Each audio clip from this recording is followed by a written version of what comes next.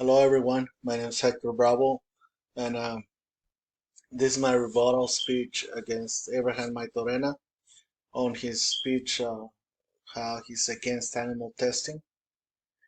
And Abraham on his speech he stated that animals were cruelly harmed and tortured by being injected unknown chemicals, which I think it's incorrect. Uh, there are so many more facts out there and evidence that I want to talk to you about. But before I start telling you the facts, I want to tell you my point of view of life. And we as human beings are considered mammals, like every other mammal.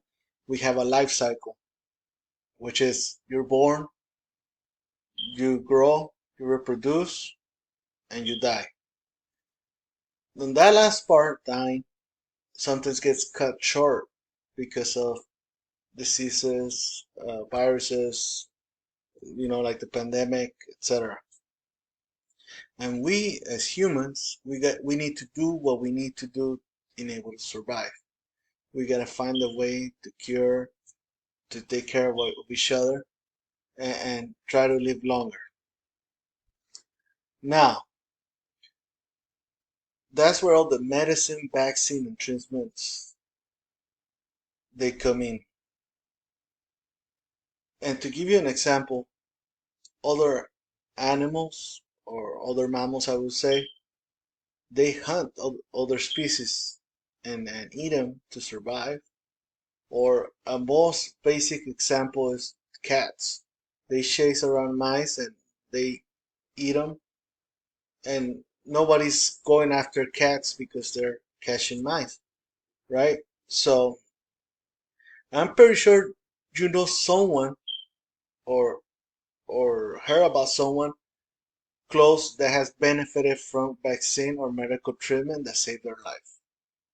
And for all those medicine, all the treatments that are available, they had to be tested to guarantee their effectiveness and that it won't hurt the humans. We need to do what we need to do to survive, and that's why now I'm going to tell you some of the facts.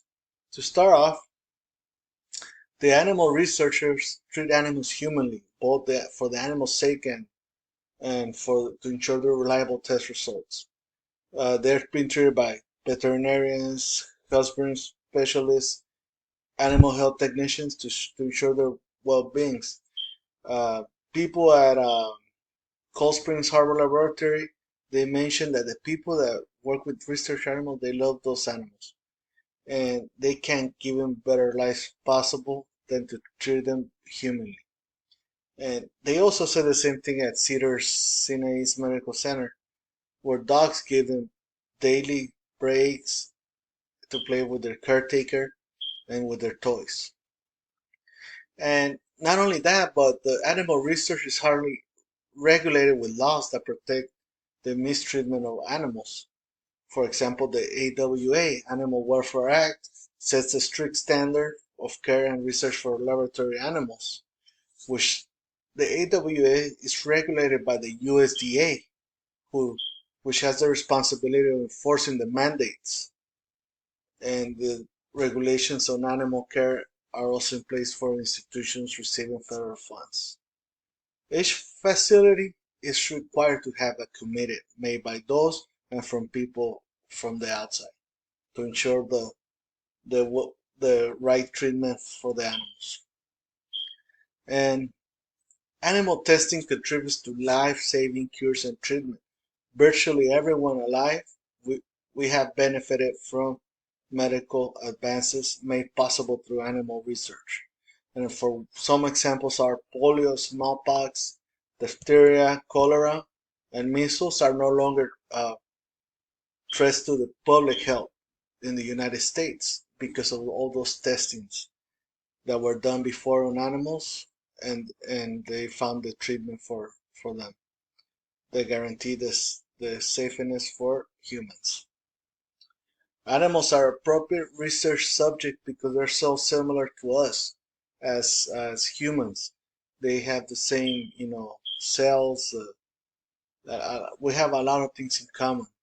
And even though scientists have developed non-animal models, and that some of them are useful, but not as many, it will never get as close to having having it tested on a live animal, live human. But before it gets tested on the human, the federal law mandates that it be tested on animals. So that's where we at. There's a law that mandates testing on animals before involving people. And to finish, I would like to leave you with this. Uh, from the National Research Council and Institute of Medicine Committee on the U.S. Laboratory Animals in Biomedical and Behavioral Research. Animal experimentation has enormously benefited humans as well as animals in the past and will continue to be necessary for clinical and basic research in the future. Indeed, there's no reason to believe the animal experimentation will be less productive in the future. We are convinced that humans are morally obliged to each other to better the human condition in cases in which research with animals is the best available method to reach that goal. Animals should be used. We also believe that scientists are ethically obliged to ensure the well-being of animals in research and to minimize their pain and suffering. And this is according to the National Research Council. Thank you.